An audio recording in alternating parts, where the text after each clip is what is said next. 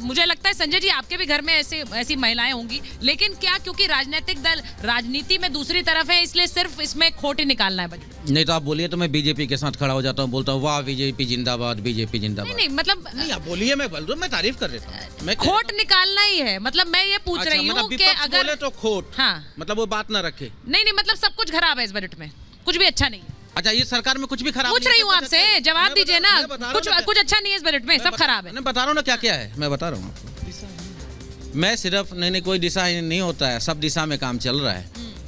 ये के शर्मा जी ने जो अभी बात की है, शर्मा जी को स्क्रीन पे लीजिए, शर्मा जी को स्क्रीन पे लीजिए।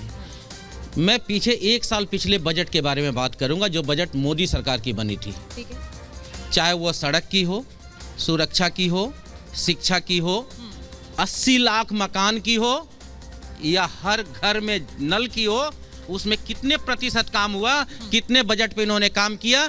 यदि इन्होंने 100% काम कर दिया, मैं कहता हूं यदि इन्होंने 75% भी काम कर दिया है तो मैं इस बजट पे विश्वास कर लूंगा। महेश अगर आप एक माइक ममता जी को भी दे देंगे उस तरफ तो ये बात बेहतर ढंग से हो पाएगी। हाँ, बोलिए। बिल्कुल। अब मैं आता हूं आगे।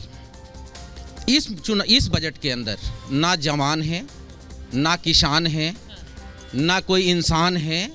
ये बजट 9 राज्यों के चुनाव को देख करके एक जुमला है। वो जुमला कैसे है?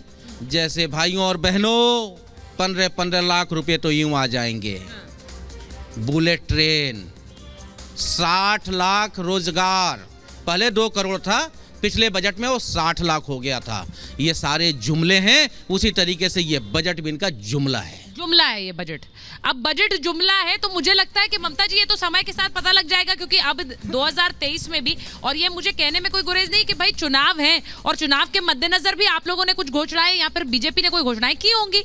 अब क्या ये एक चुनावी बजट है जैसा कि संजय जी कह रहे हैं?